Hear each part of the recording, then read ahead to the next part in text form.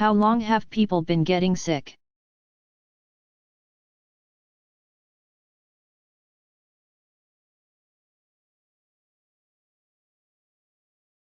Humankind has suffered from illnesses since humans first appeared on Earth millions of years ago. But in the absence of medical knowledge, which only began about 5,000 years ago, ailments and sickness were assumed to have been brought on by angered gods or evil spirits. Even today, some primitive groups believe they must appease the gods and spirits through offerings and sacrifices in order to stave off or rid themselves of illness. These are practices carried out by witch doctors or healers. In prehistoric times, such superstitious beliefs resulted in the first medical procedure, in which a hole was drilled into the patient's skull. This practice was believed to allow evil spirits to escape the body and thereby rid the body of sickness. Fossil findings showing this method of treatment date back about 10,000 years. One vestige of ancient treatments of illness that still has relevance today is the use of plants and plant substances for medicinal purposes.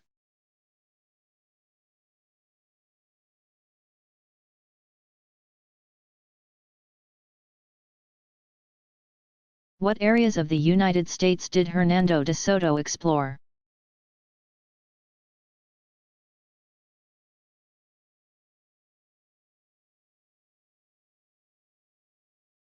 Spanish explorer Hernando de Soto, c.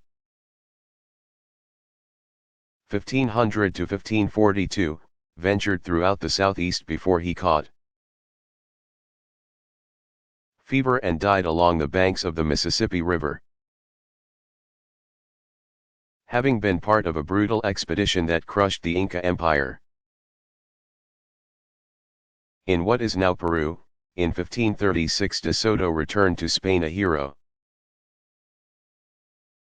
But he sought to go back to the New World and got his wish when King Charles I, 1500 to 1558, appointed him governor of Cuba and authorized him to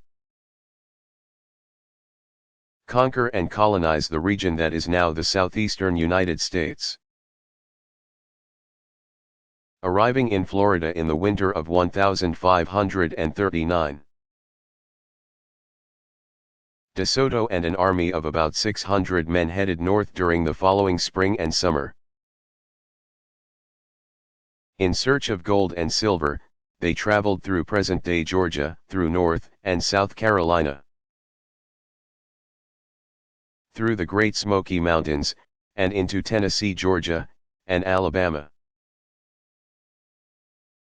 After defeating the Choctaw leader Tuscaloosa in October 1540 in south-central Alabama, the Spaniards headed north and west into Mississippi. They crossed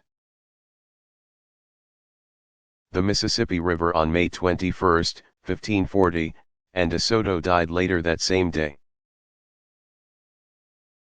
Since he had shown no mercy in his conquests of the native peoples,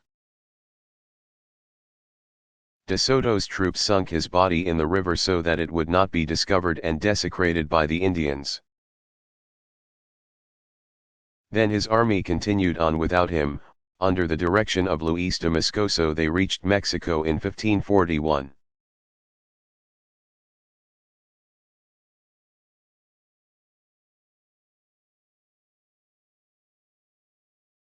Who was Eleanor of Aquitaine?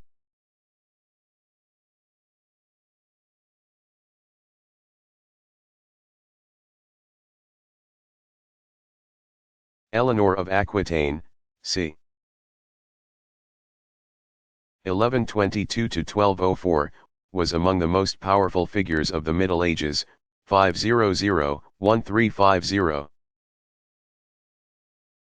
Her father was William X, 1099 to 1137, the Duke of Aquitaine, one of the largest and wealthiest regions that became modern France. It extended from the Loire River to the Pyrenees Mountains. Eleanor inherited her father's vast holdings when he died in 1137, she was a teenager at the time. The same year, she married Louis VII, c. 1120 to 1180, who, within a month, succeeded his father as the King of France. As queen, Eleanor took an active role in her husband's business, even accompanying him on the Second Crusade. 1147-49, purportedly so that she and her numerous female attendants could care for the wounded. The expedition ended in failure, largely because of a disagreement between the king and queen about the objective. Thereafter, women were prohibited from joining the Crusades. Though Eleanor and Louis had 2 children, both daughters, they were granted an annulment of their unhappy marriage in 1152 on the grounds that they were distantly related. According to feudal law, Eleanor regained Aquitaine. Within a year she married again, to Henry Plantagenet. 1133 to 1189, of England, who was some 10 years her junior. In 1154 he became King Henry II, and Eleanor was again queen, this time of England. Though the couple had 8 children, 5 sons and 3 daughters, their marriage was stormy. Henry had liaisons with other women, the result of which was an illegitimate line of heirs to the throne. Eleanor also resented him for his attempts to control Aquitaine, which she felt was rightly hers. In 1173, when Henry and Eleanor's 3 surviving sons attempted to depose their father, Eleanor threw her support behind her sons. The rebellion failed, and Eleanor fled for France. In 1174 she was captured and returned to England, where she was put in semi-confinement by her husband, the king, until his death in 1189. Henry died while attempting to put down another rebellion by his sons. Richard the Lion-Hearted 1157 to 1199 and John Lackland 1167 to 1216. After King Henry's death, Eleanor again became a powerful force in European politics. Her son, Richard the Lion-Hearted, inherited the English throne, and she took an active role in his administration. She even stepped in for him when he left England to fight in the Crusades. When Richard died in 1199, his brother John ascended the throne. Eleanor, then in her late 70s, continued to wield power and influence. In an effort to ensure the future of the Plantagenets and to reconcile the English and French aristocracies, she arranged for one of her granddaughters to marry the son of the French king. She also managed to secure the family's land holdings in France for King John. She retired from her active political life in 1202 and died 2 years later.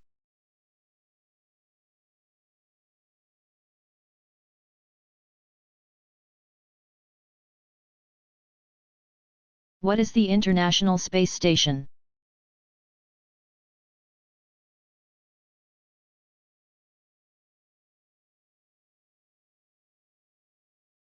It is a scientific laboratory orbiting about 250 statute miles above Earth.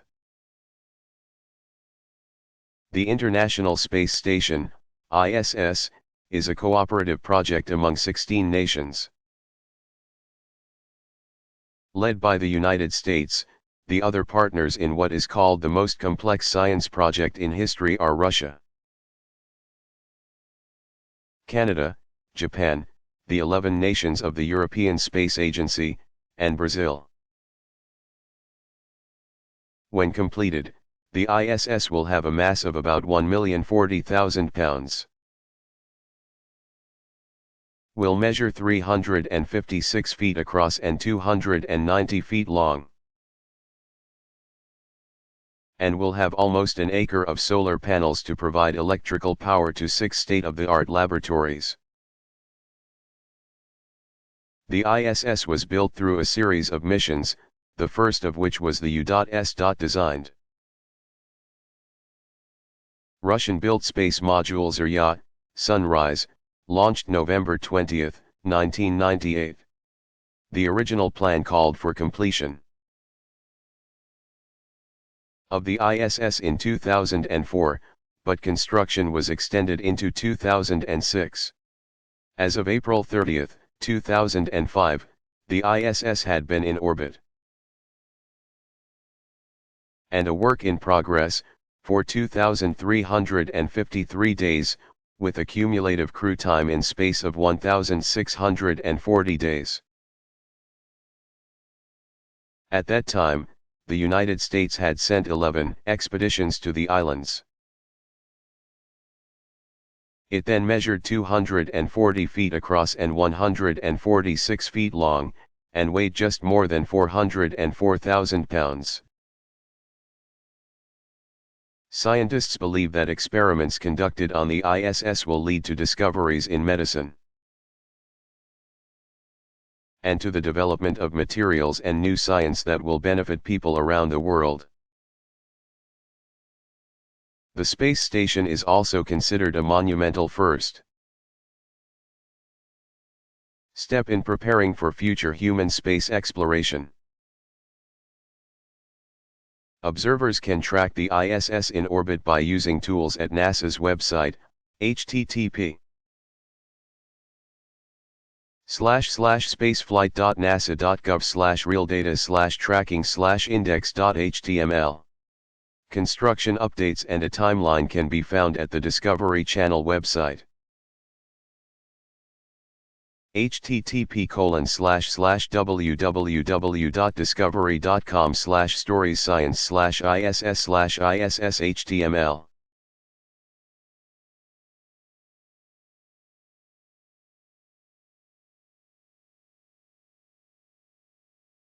Was the Chicago fire really started by a cow?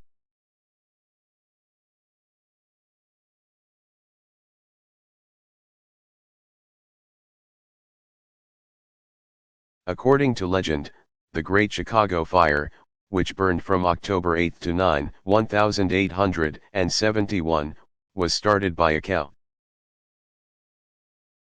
Usually described as belonging to a Mrs. O'Leary, kicking over a kerosene lantern on Decoven Street. But the exact cause is unknown, and many theories exist about how it started from one of the O'Leary's cows, who all perished in the blaze, to speculation that a meteor broke apart, raining fiery particles in the region. The Chicago Historical Society catalogued the damage. The so-called burnt district encompassed an area 4 miles long and an average of 3/4 of a mile wide, more than 2,000 acres including more than 28 miles of streets, 120 miles of sidewalks, and more than 2,000 lamp posts, along with countless trees, shrubs, and flowering plants in the Garden City of the West. Gone were 18,000 buildings and some $200 million in property, about a third of the valuation of the entire city. Around half of this was insured. But the failure of numerous companies cut the actual payments in half again. 100,000 Chicagoans lost their homes, an uncounted number their places of work. Chicago resident Julia Newberry described the aftermath in her diary in an entry dated October 17, published in 1933 by W. W. Norton. The fire began at 12th, Street on Sunday night, October. It swept the two magnificent avenues, and every building on the south side from 12th Street to the river. The courthouse, with the original copy of Father's will and no one knows how many invaluable papers, legal documents, records, the beautiful Crosby Opera House, a perfect bijou, of a theater, all the banks, insurance offices, railway depots, churches, and block after block of stores, unequaled anywhere. And then, oh misery, the fire, the red, angry, unrelenting fire, leapt across the Chicago River, and burnt, till Mr. Malin Ogden's house was the only one left standing up to Lincoln Park.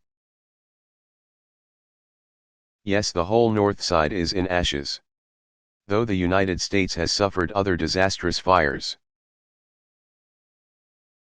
including an 1835 blaze in New York City, which destroyed some 500 buildings. The Chicago fire is the worst fire tragedy in the recorded history of North America.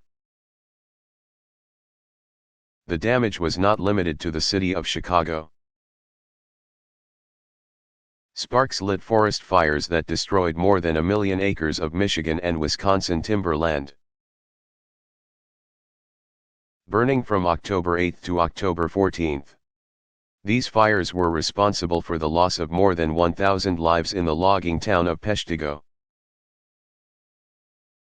Wisconsin, and in 16 surrounding communities. Like the Great Fire of London 200 years earlier, a flurry of construction activity followed in the city, making Chicago one of the United States' most architecturally impressive urban centers. In fact, the fire was the impetus for the development of the Chicago School of Architecture, also called the commercial style, since most of it was devoted to office buildings, warehouses, and department stores. The Chicago School was instrumental in establishing the modern movement of architecture in the United States.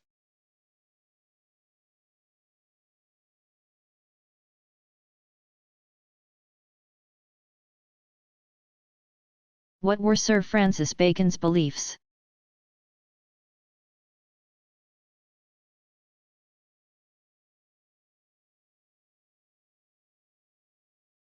The English philosopher, author, and statesman was one of the great minds of the scientific revolution of the 1500s and 1600s, during which the way that Europeans viewed themselves and the universe underwent a dramatic change. Bacon, 1561 to 1626, believed that humankind's accepted notions about nature should be aggressively challenged. As a young man studying at Trinity College, he concluded that the Aristotelian system, or deductive logic, was without merit. Bacon favored observation, or inductive logic, as a system for interpreting and understanding nature. He argued that the understanding of nature was being held back by the blind acceptance of the beliefs of ancient philosophers such as Aristotle, 384 to 322 BC, and Plato, c. 428 to 347 BC. A religious person, Bacon maintained that theology should not be questioned. He believed that rational inquiry can unlock the secrets of nature but not of the human soul. Bacon therefore insisted on the separation of philosophy and theology, an idea that ran counter to the academic traditions of the time. Consequently, he was a staunch proponent of educational and scientific reform. Trained in law, Bacon served as a royal diplomat in France, was admitted to the bar, elected to Parliament, and served in public office, including the jobs of Solicitor General and Attorney General. He penned several seminal works, including Essays, 1597, which consists of practical wisdom and observations. Advancement of Learning, 1605, a survey of the state of knowledge. Bacon was attempting to enlist the support of the king in the total reform of education and science in England, and Novum Organum, 1620. In which he put forth his method for understanding nature by an inductive system, based on direct observation, versus Aristotle's deductive method, which was based on circumstantial evidence and prior conclusions.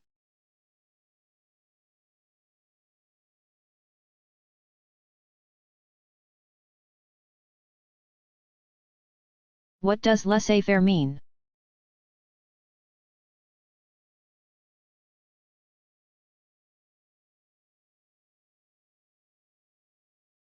From the French, laissez-faire literally means to let people do as they choose. As an economic doctrine, laissez-faire opposes government interference in economic and business matters, or at least desires to keep government's role to an absolute minimum. Laissez-faire favors a free market, a market characterized by open competition. The theory was popularized during the late 18th century as a reaction to mercantilism. Noted Scottish economist Adam Smith, 1723–1790, was among the advocates of a laissez-faire market.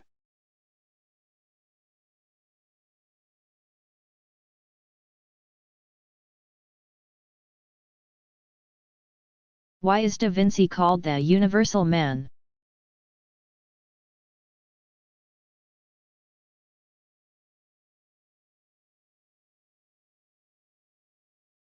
Leonardo da Vinci, 1452–1519, possessed an intensely curious mind and an inventive imagination. He is known by students both for his famous works of art including The Last Supper,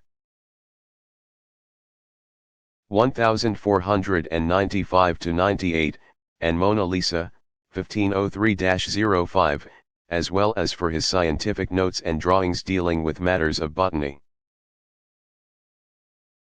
anatomy, zoology, hydraulics, and physiology. By his own claim, he pursued scientific investigations only to make himself a better painter. Nevertheless, he clearly endeavored to understand the laws of nature. Consequently, he made a study of man, contributing to the understanding of physiology and psychology. Leonardo da Vinci's body of work provided the foundation of high Renaissance sculpture, painting, drawing, and architecture.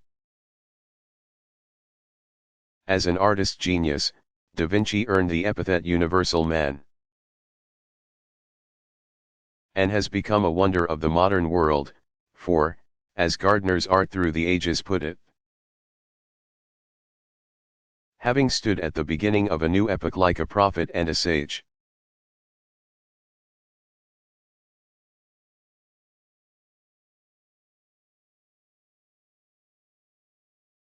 Who was Mary, Queen of Scots?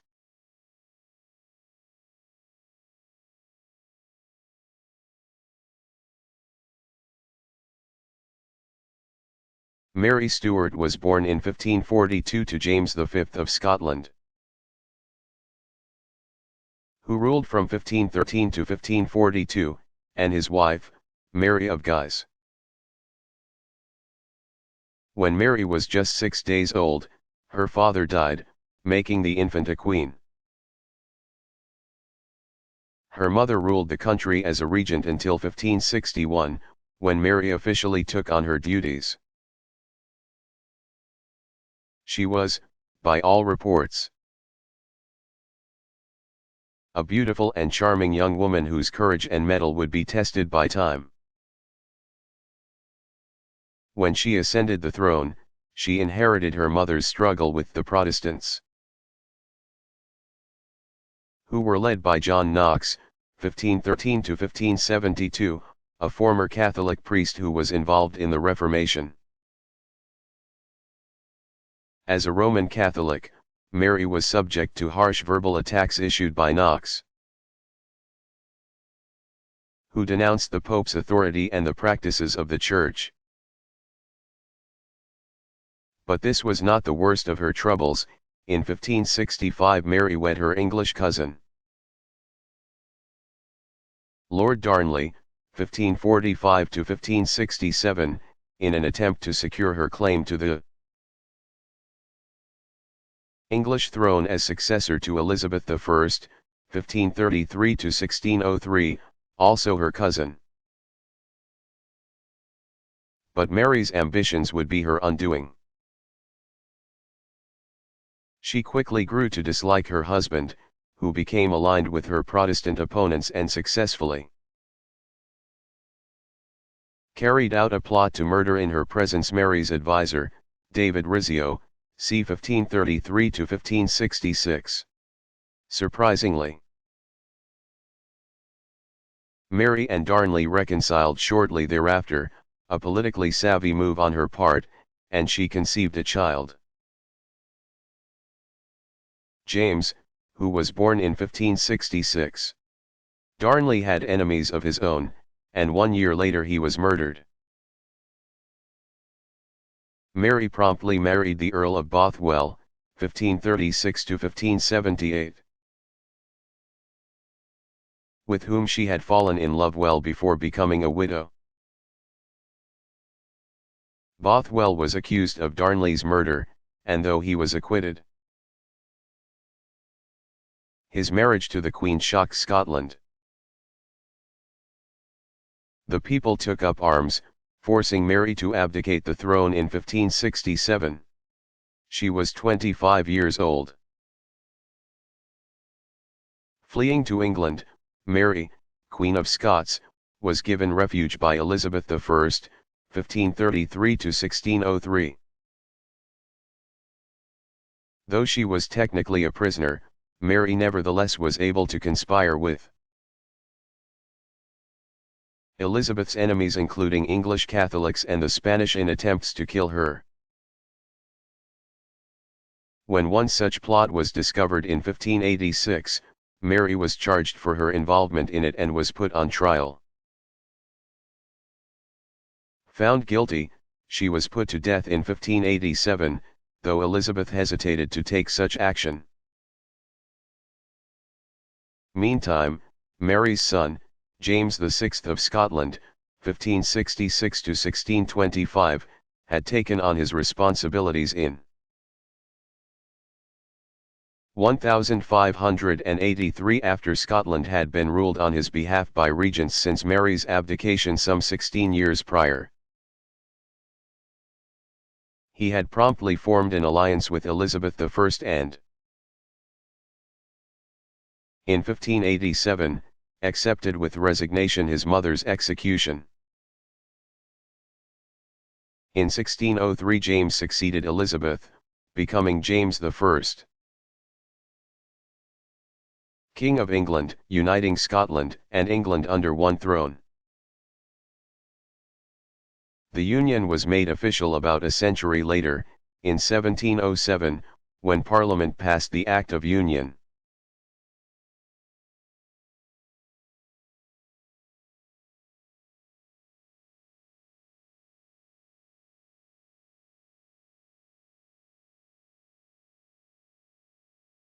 How did the Democratic Party begin?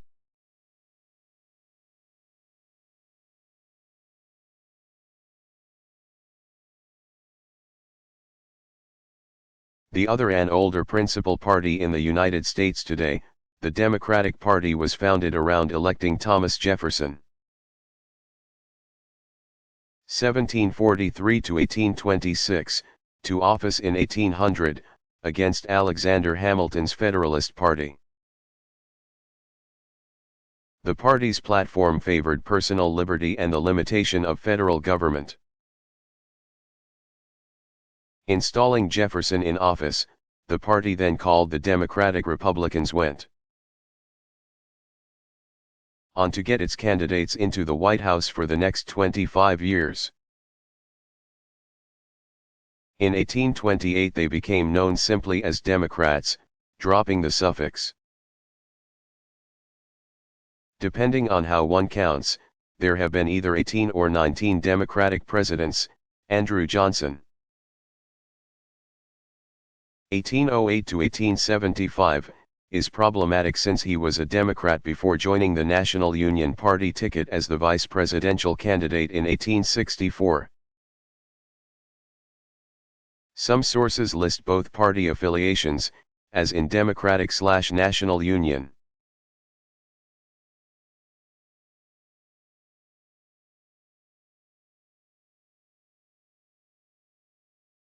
How old is guerrilla warfare?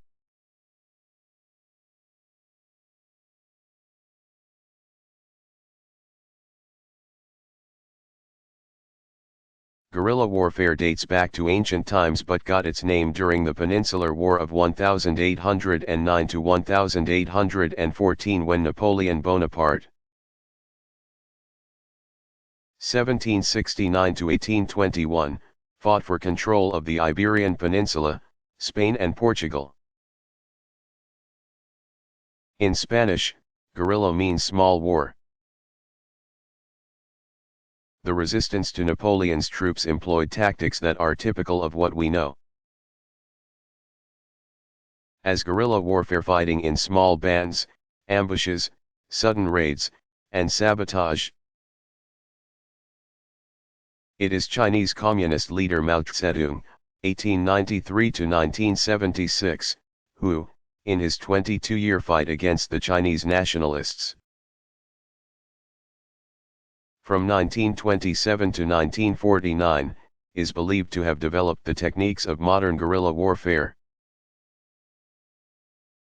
Chairman Mao slowly but surely gained the support and sympathy of the common people, in particular those living in rural areas. Eventually, he had control of the masses who believed the reforms he would make once in office would be favorable to them. The people would provide the manpower and supplies that would sustain the fight. If any followers faltered in their loyalty to the cause, they would be punished. Today, guerrillas rely on terrorist attacks against governments, goading the military into action, which, in turn, rallies the public in its outrage against government. In this way, guerrilla movements can gain popular support over time. Such movements are by no means limited to the countryside. Urban attacks include tactics such as kidnapping and assassination. Such guerrilla measures have led to the outbreak of civil wars.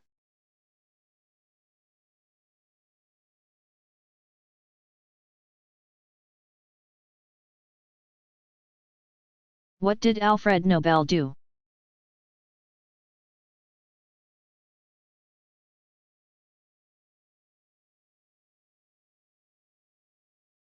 The Swedish chemist whose name is known around the world because of the Nobel Prize,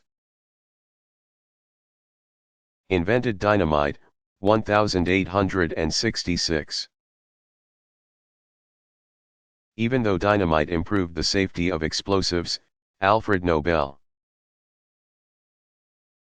1833 to 1896, became concerned with how his invention would be used.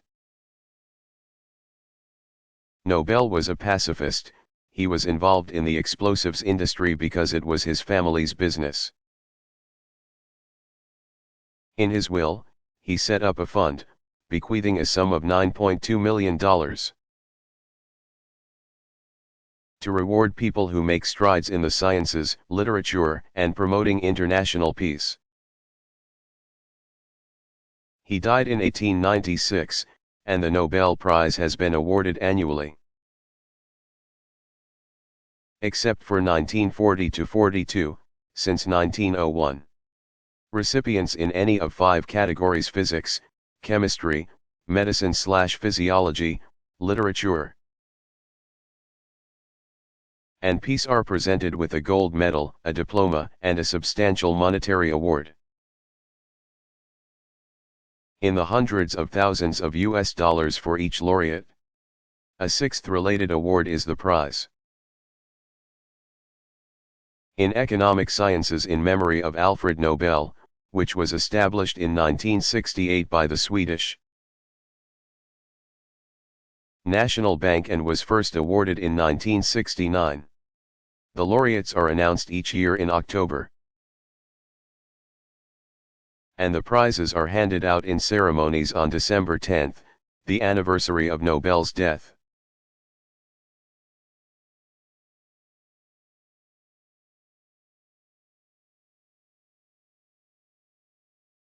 What was the most damaging earthquake in recent history?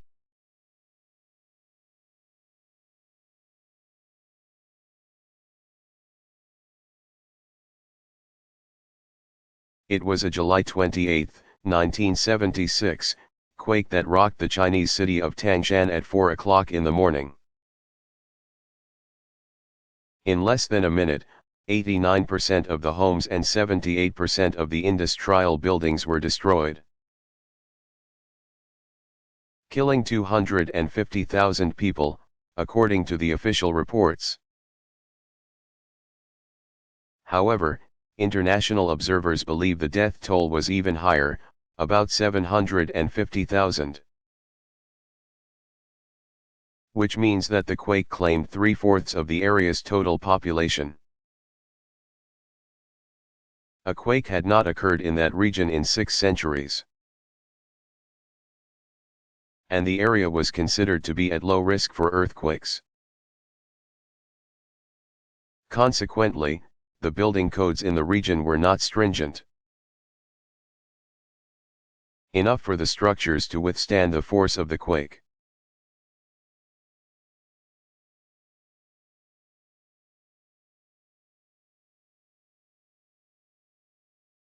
When was the Bible translated into English?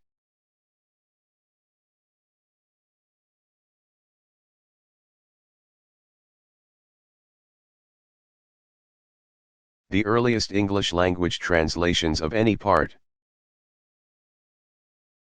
of the Bible first appeared around the 8th century. The Vespasian Psalter was a primitive English translation of the Latin text of the Book of Psalms. But the Latin translation of the Bible, called the Vulgate,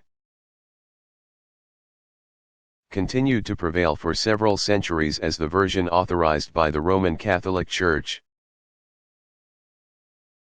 It was not until the 1300s that the first comprehensive translation into English was undertaken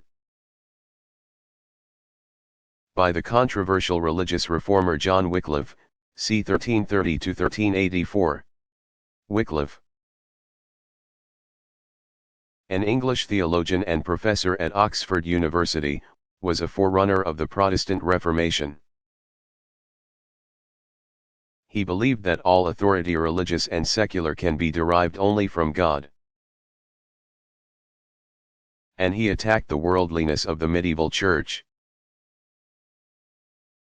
In 1377 Pope Gregory XI, 1329 to 1378, accused Wycliffe of heresy, but the reformer escaped trial. Nevertheless, he spent the rest of his life under the watchful eye of the Church. which did everything in its power to curtail Wycliffe's activities, eventually forcing him to retire. He managed to initiate the first complete translation of the Bible, which was finished by his followers. As an early leader of the Reformation, the Anglican priest William Tyndale, c. 1494–1536, believed that the scriptures needed to be available to everyone, not just the scholarly or learned. So he began translating the New Testament and the Pentateuch, the first 5 books of the Old Testament. Genesis, Exodus, Leviticus, Numbers, and Deuteronomy, from Greek and Hebrew into English. He also referred to his friend Martin Luther's, 1483–1546, German translation of the Bible. But Tyndale was unable to get his English translation published at home in England, where the Anglican Church was determined to seize the work. In 1524 he fled the country for Germany, where he worked for the next 5 years to get his translations into print. Copies of it were smuggled back into England. Eventually he was arrested in Antwerp, Belgium, and condemned for heresy by the Roman Catholic Church. Tyndale was burned at the stake in 1536. His version later became the chief basis for the King James Version of the Bible, 1611.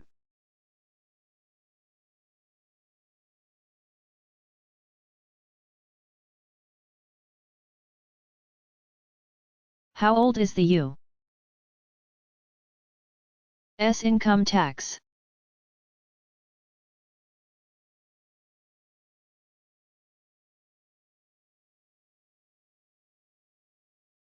It dates to 1913. Proposed in Congress on July 12, 1909, and ratified February 3, 1913. The 16th Amendment to the U.S. Constitution gives the federal government, specifically the U.S. Congress, authority to levy and collect income taxes. The language of the amendment states that incomes from whatever sources derived may be taxed and without regard to a census. In other words, it is up to Congress to determine the level at which citizens of the country are taxed. And this may be done without apportionment among the individual states. 100 years before the 16th Amendment was approved, Congress had begun eyeing income tax as a way to collect funds for government use. Lawmakers first considered levying an income tax to help pay for the War of 1812–14, which the new republic fought against Great Britain over shipping disputes. During the American Civil War, 1861–65, Congress imposed an income tax for the first time, charging workers and businessmen between 3 and 5% of their earnings and establishing, in 1862, a Bureau of Internal Revenue to administer the tax program. Once the war was over, income taxes were phased out. In 1894, responding to increasing economic and political pressures, the legislature again passed an income tax law. 2% on all incomes over $4,000, as part of the Wilson-Gorman Tariff Act. But it was struck down by the U.S. Supreme Court, which declared it unconstitutional in the case of Pollock v.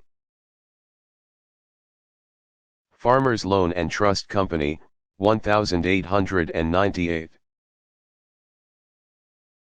In the early 1900s, the idea of an income tax received widespread political support for the first time. Progressive politicians could see that the nation's wealth was poorly distributed. The gap between rich and poor growing wider. Conservative politicians worried that the government would not be able to respond to a national emergency if it lacked resources. These political factions found a single voice in favor of a graduated income tax. A tax based on level of income, those who earn more pay higher taxes. To circumvent the U.S. Supreme Court, it was necessary for Congress to propose an amendment to the Constitution.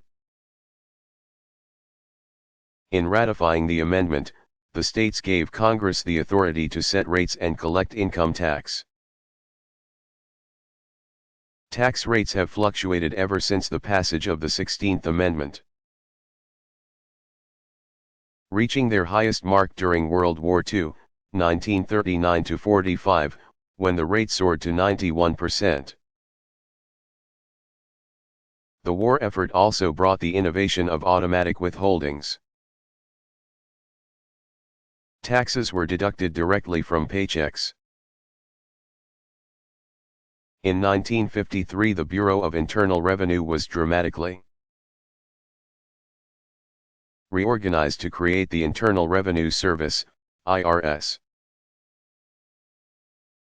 Over the decades, tax laws, collectively called the tax code,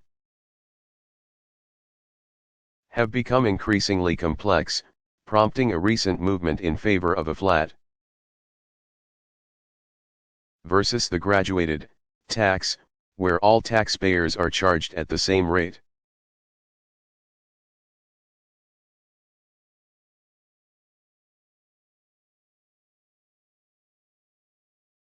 When were the first Winter Games held?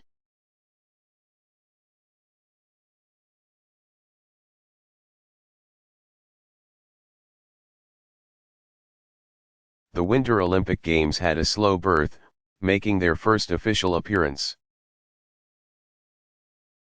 almost 3 decades after the first modern games were held in Athens, 1896. In 1901, Nordic Games were held in Sweden.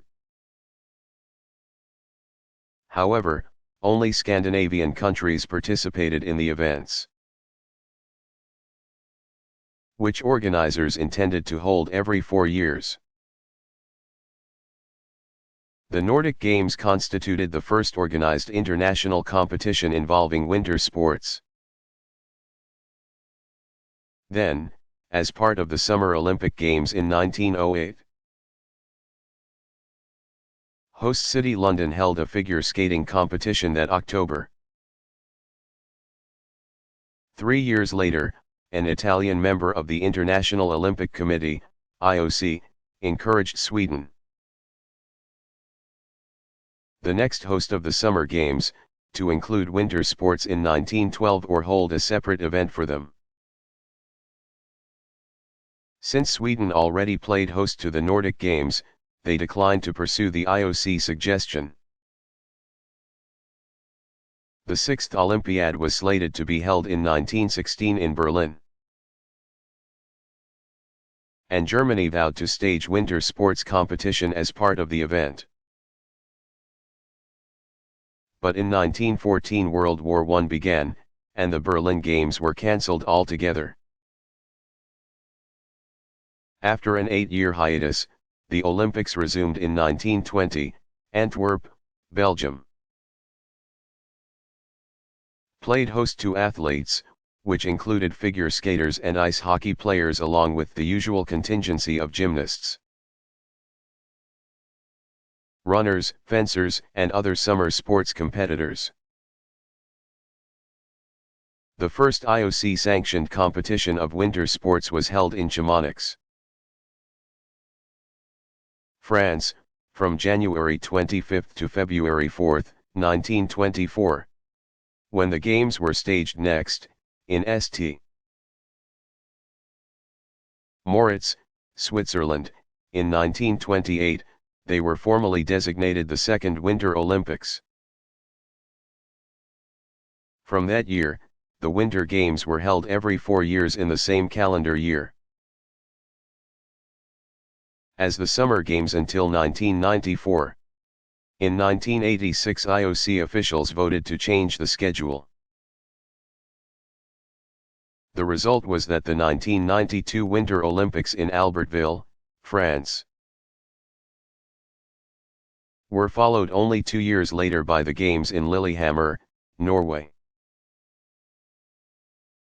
The Winter and Summer Games are now each held every 4 years, alternating in even-numbered years.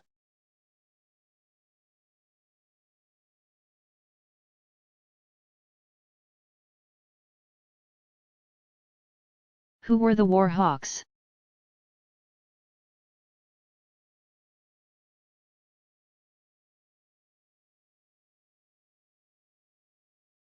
The War Hawks were a group of Republicans in the U.S. Congress who advocated war with Great Britain. Elected in 1810, the congressmen took office in 1811, the failure of the Erskine Agreement fresh in their memories. That bit of 1809 diplomacy, arranged by British minister to the United States George Erskine and the then U.S. Secretary of State James Madison, 1751 to 1836. Would have provided for the suspension of Britain's maritime practices that interfered with U.S. shipping. But the agreement fell apart when Erskine was recalled from office. The relationship between the United States and Great Britain, tenuous since 1807 due to trade embargoes and the impressment of American sailors into British service, deteriorated. The newly elected congressmen were tired of the failure of diplomacy to resolve maritime problems with the British. They further felt that the British were challenging the young United States through their policies, which purportedly included British aid to American Indians in the Northwest. Warhawk leader Henry Clay, 1777 to 1852, was named Speaker of the House. And Congress soon passed a series of resolutions to strengthen the Army and Navy. When Congress was called upon by President James Madison to declare war on the British in June of 1812, it was the Warhawks who swung the close vote. Thus the War of 1812 was declared. Some historians believe the true motive behind the Warhawks was not resolution of the shipping problems, but rather the desire to annex parts of southern Canada to the United States.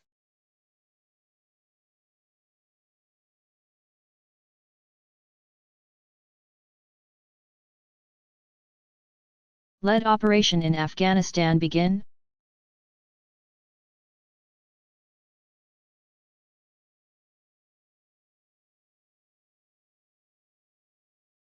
Joined principally by the United Kingdom, the U.S. led military strikes on Afghanistan began on October 7, 2001 to 26 days after the terrorist attacks on the U.S. homeland. The goals were to weaken the Taliban government and root out terrorist cells in the Mideast nation. Al-Qaeda leader Osama bin Laden, 1957, the suspected 9/11 mastermind, was also a target. The strikes on Afghanistan, which the United States called Operation Enduring Freedom,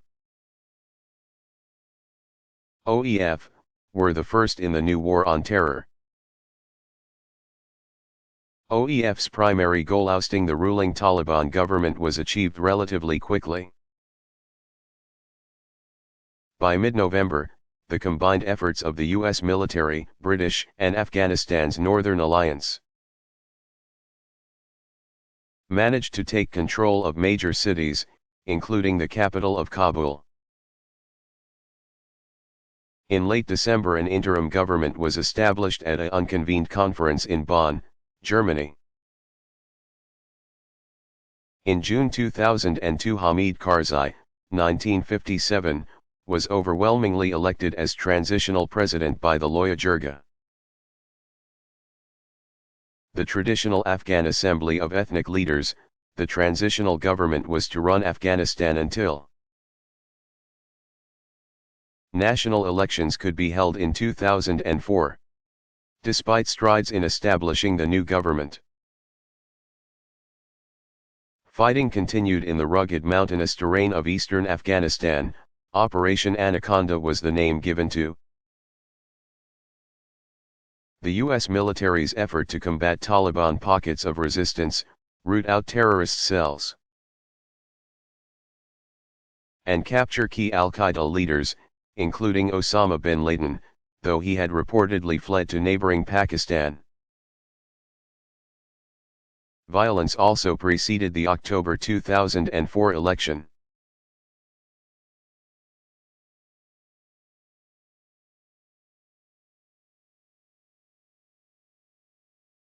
What impact did the Crusades have on Western Europe?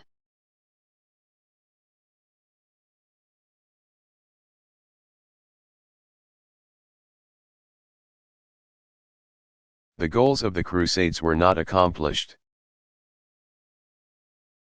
The Holy Land had been recovered, but Christians were unable to keep control of it.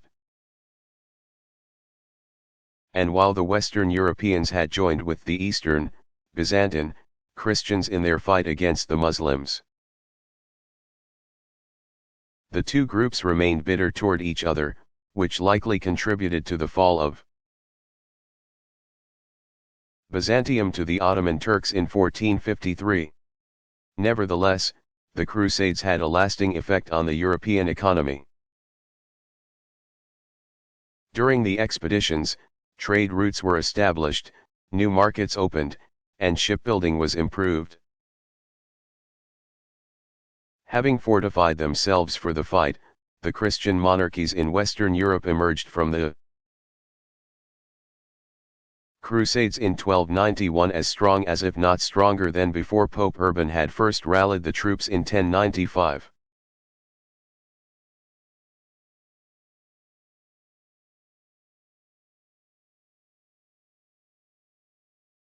Did Marie Antoinette really say, "Let them eat cake"?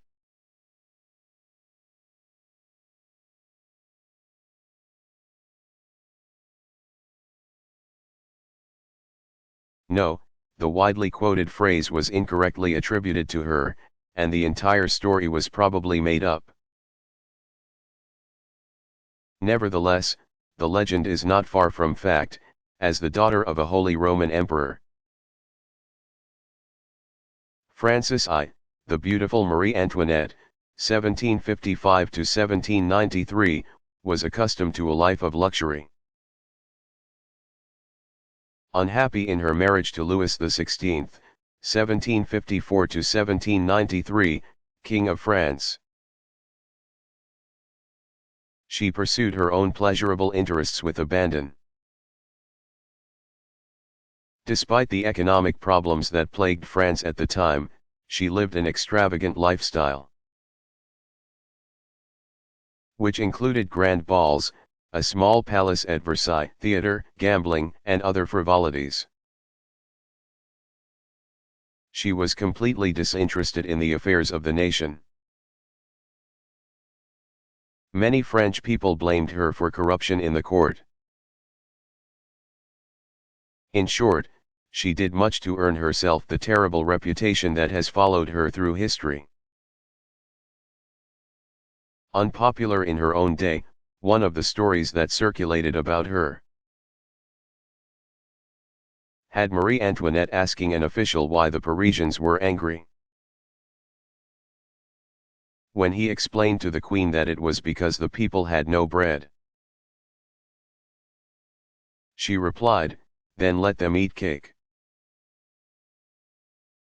The French Revolution, which began in 1789, soon put an end to Marie Antoinette's excesses. Along with her husband, she was put to death by guillotine in 1793.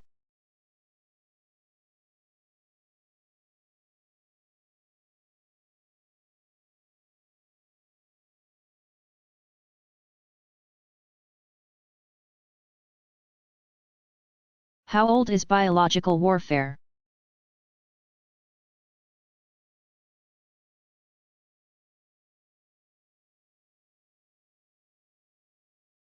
Biological or germ warfare has a long history.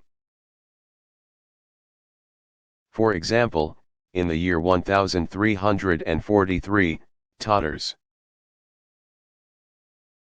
originally a nomadic tribe of East Central Asia, became sick with the bubonic plague. The disease, which is carried by fleas and rats, was called the Black Death because nearly all who became afflicted died. Invading the Crimea, in present-day Ukraine, the marauding Tatars encountered a group of Genos, Italian, merchants at a trading post. Besieging them, the Tatars catapulted their dead at their enemy, many of whom became infected, carrying the plague to Constantinople. Present-day Istanbul, Turkey, and to the Western European ports where they traveled. In the 20th century, the use of microorganisms or toxins that produce sickness in people or in animals, or that cause destruction to crops, was outlawed by the Geneva Gas Protocol of 1925. In 1972, the Biological and Toxin Weapons Convention was simultaneously opened for signature in Moscow, Washington, and London, and the agreement entered into force on March 26, 1975. Signed by more than 162 nations. The convention bans the development, production, stockpiling, acquisition, and retention of microbial or other biological agents or toxins, in types and in quantities that have no justification for prophylactic, protective, or other peaceful purposes. Nevertheless, several nations have conducted further research into defense against biological warfare, including developing microorganisms suitable for military retaliation. The existence of such biological weapons including anthrax and smallpox remains a concern today. The possibility that Iraq possessed biological and chemical weapons of mass destruction was the primary reason for the U.S.-led invasion of that country in 2003.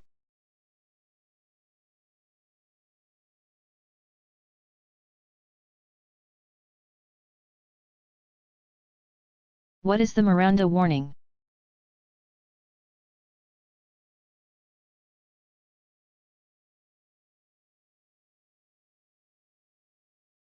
Familiar to many Americans from TV police dramas. The Miranda warning is a reading of the arrested person's rights. You have a right to remain silent. Anything you say can and will be used against you in a court. You have a right to consult with a lawyer, if you cannot afford a lawyer. One will be appointed for you. Reading the defendant his rights became a requirement.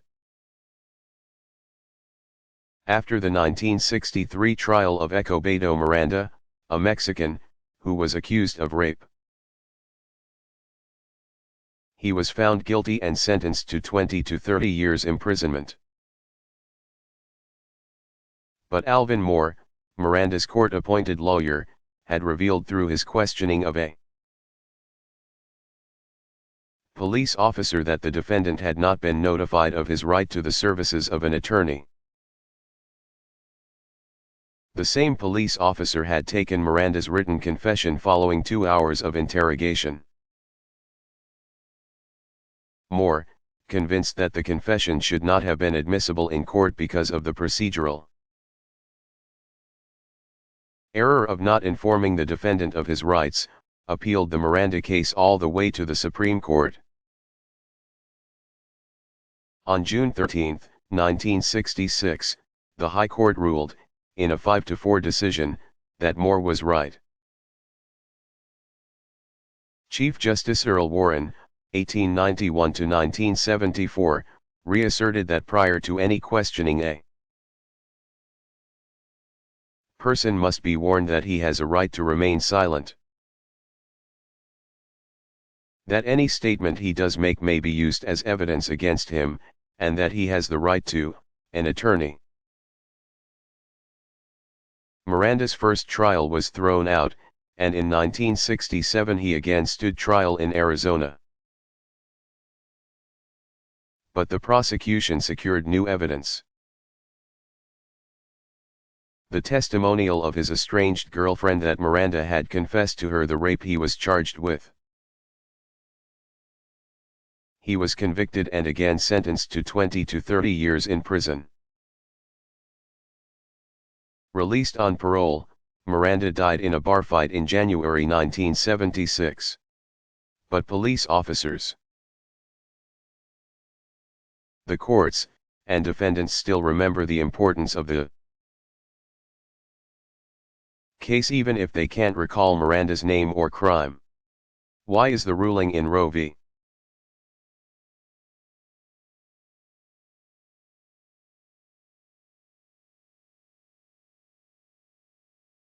Why was Eleanor Roosevelt called the People's First Lady?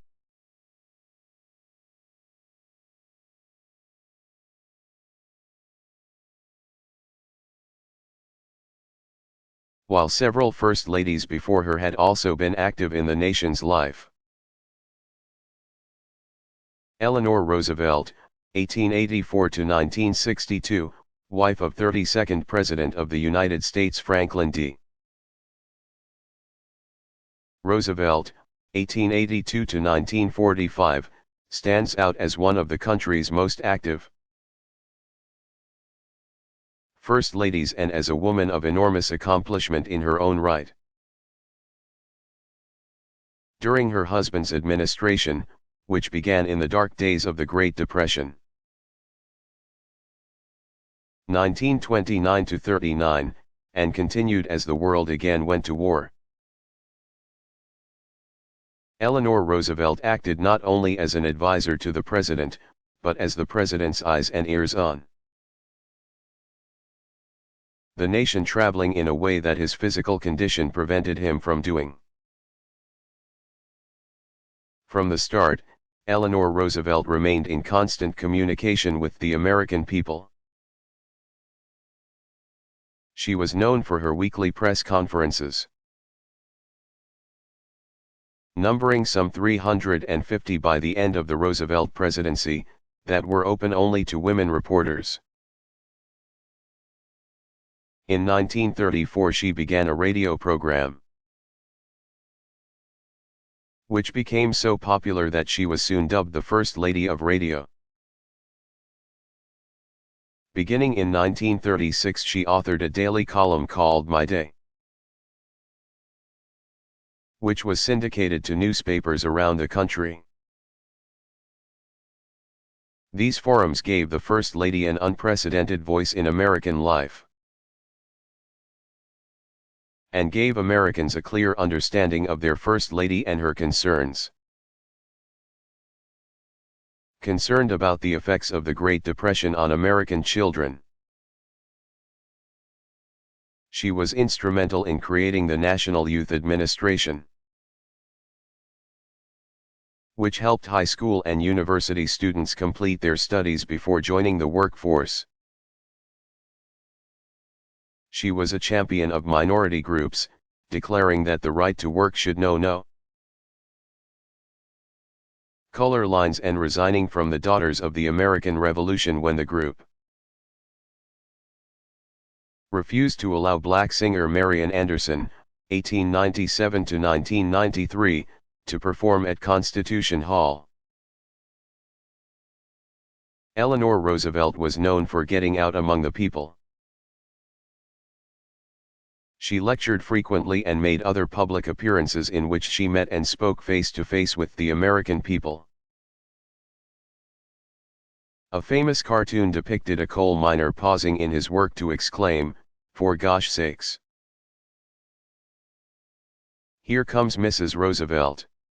During World War II, 1939–45, she made a remarkable 23,000-mile trip across the South Pacific, where she untiringly visited American GIs in field hospitals and on the lines. Mrs. Roosevelt was an advocate for the people, and it just so happened that she lived in the White House.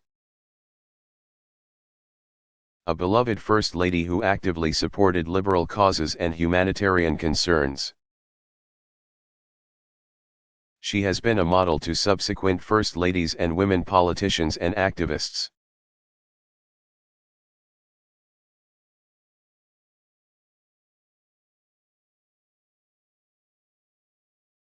When did the Cold War begin?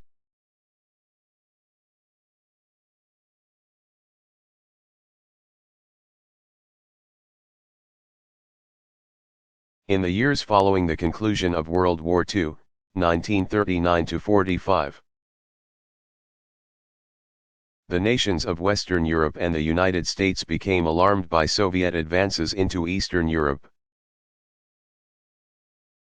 And many Europeans and Americans voiced concerns that communists, led by the Soviet Union, were plotting to take over the world.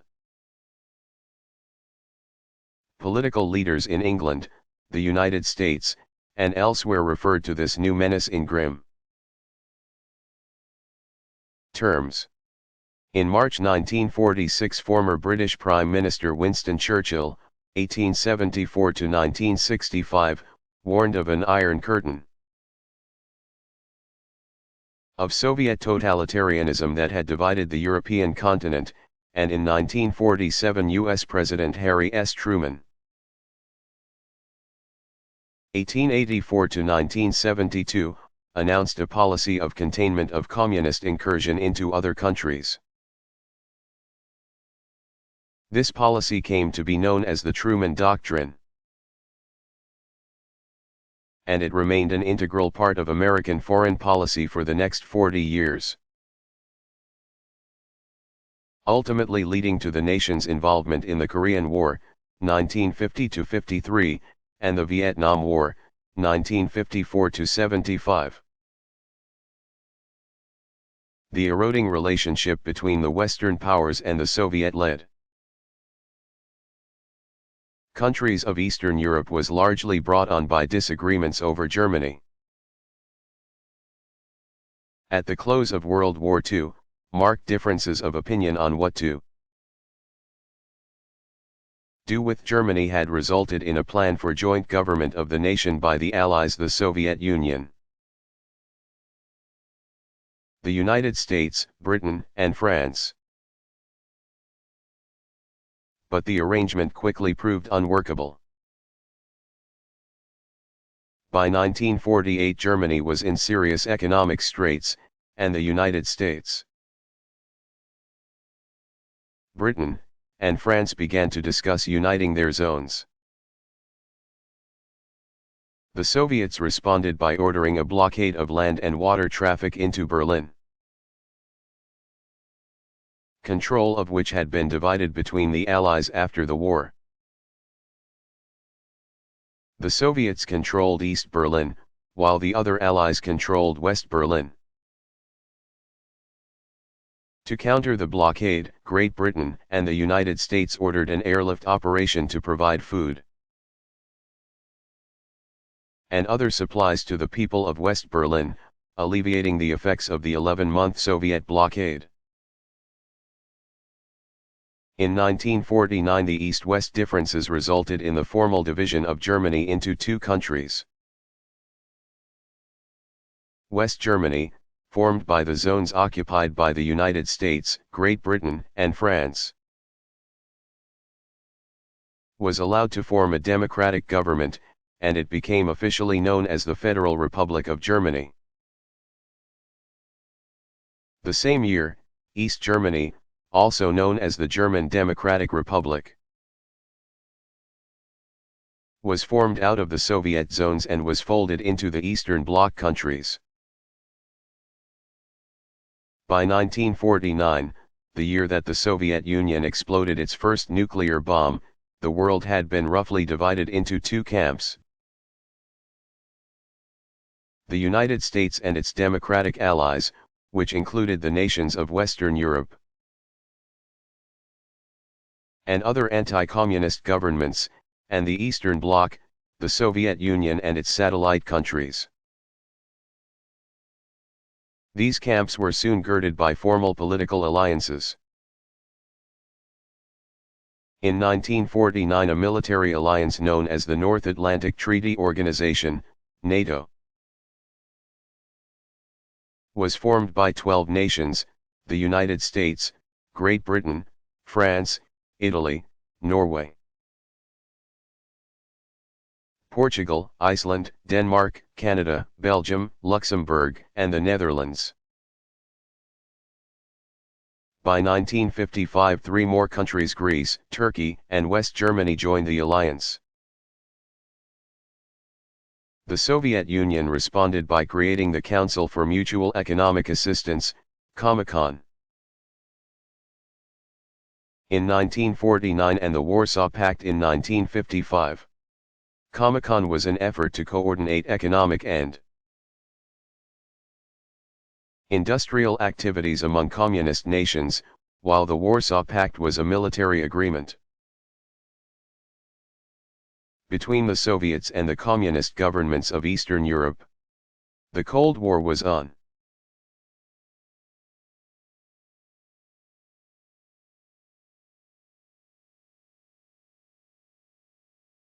When was the Berlin Wall dismantled?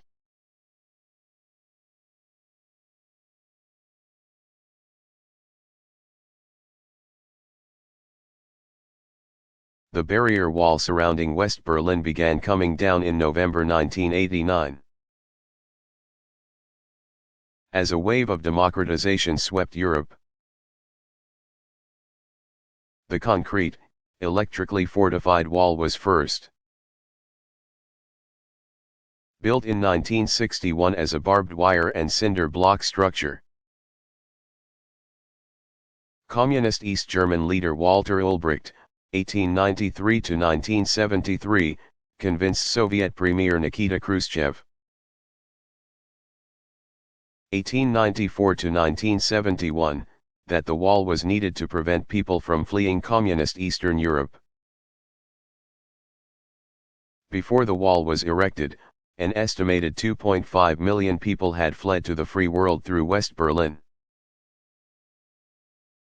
After its completion, perhaps 5,000 managed to escape. Hundreds died trying. When the wall was complete, it had an average height of 12 feet and ran more than 100 miles, along which there were posts where armed East German guards stood sentinel,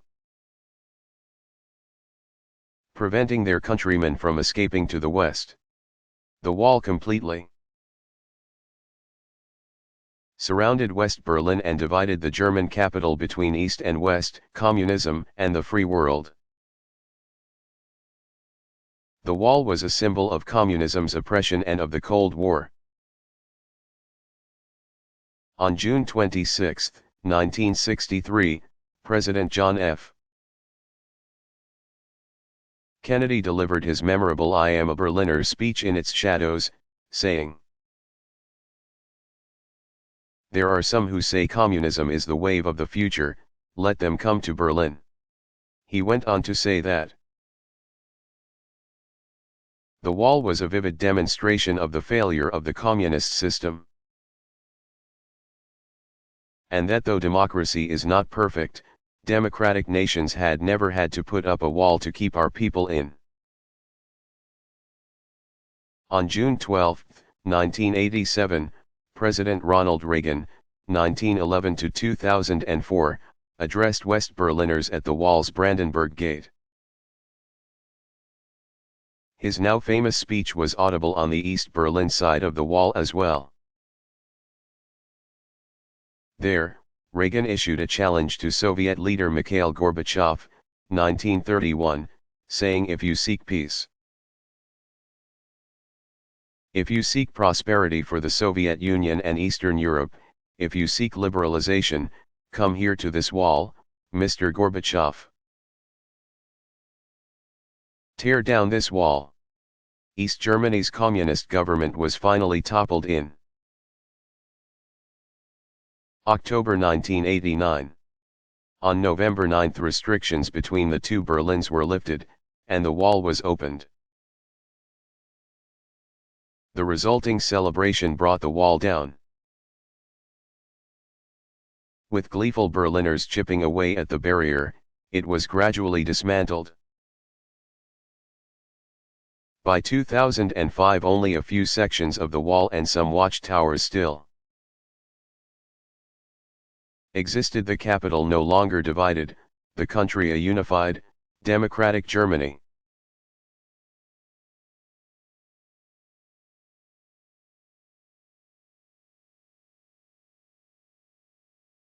What is the history of the Ku Klux Klan?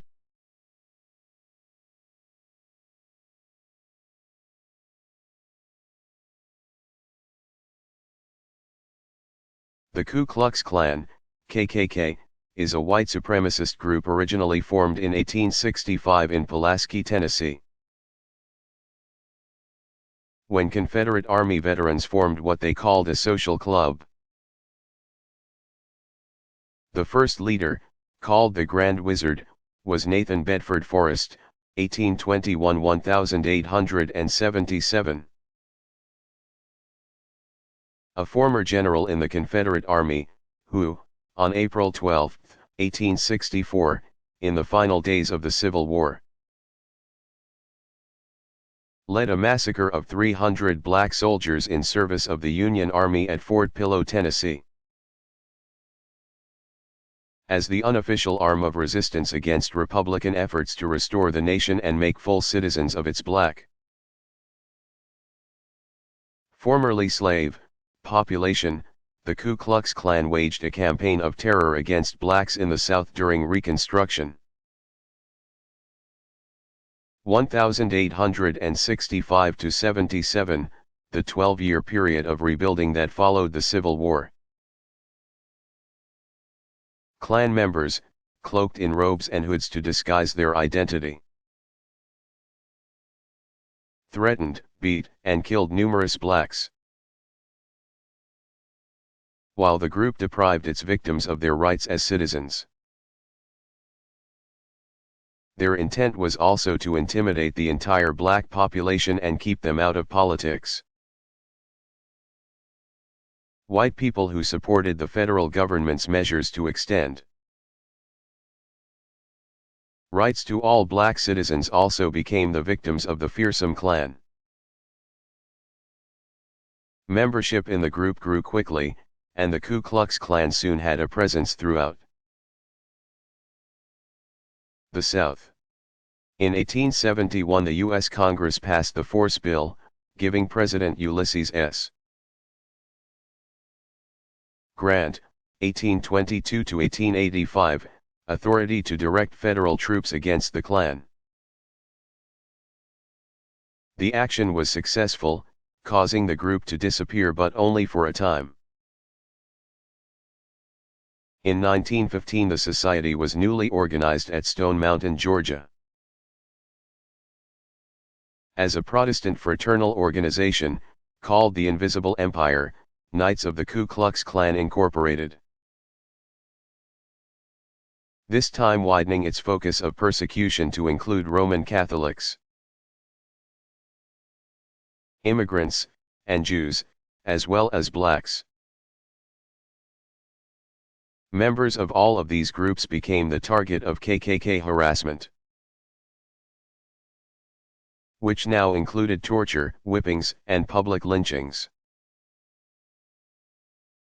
The group, which proclaimed its mission of racial purity, grew in number and became national,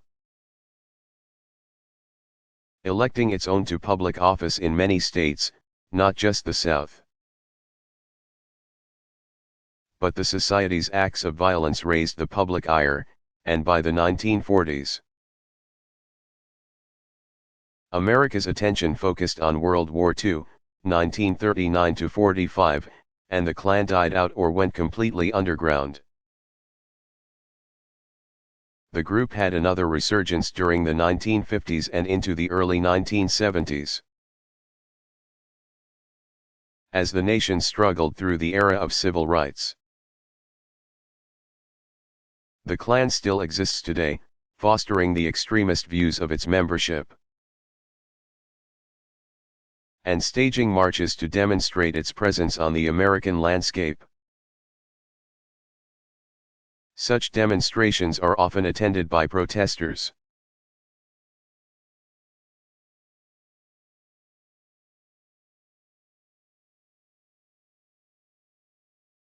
What was the philosophy of the Middle Ages?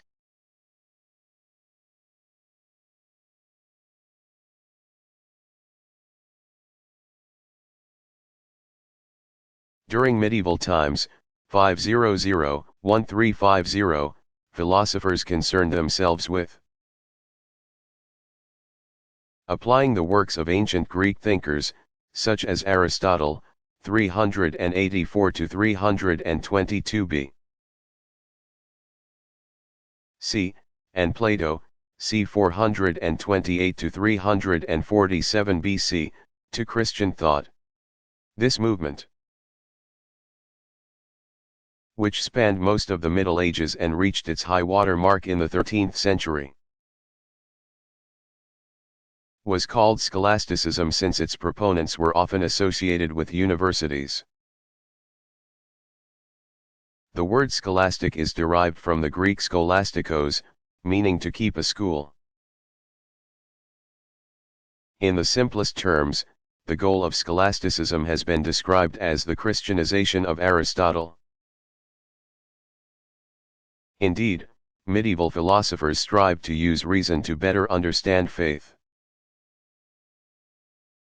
Scholasticism was, therefore, both rational and religious.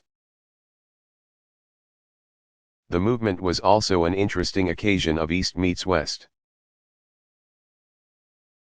The commentaries of Islamic philosophers, principally Ibn Nasr, c. 878–950, Averroes, 1126–1198, and Avicenna, 980–1037, figured prominently in scholasticism. Theologians, including Saint Anselm and Saint Thomas Aquinas, used the non-Christian philosophy both of the ancient Greeks and of Muslim thinkers to better understand their own Christian faith.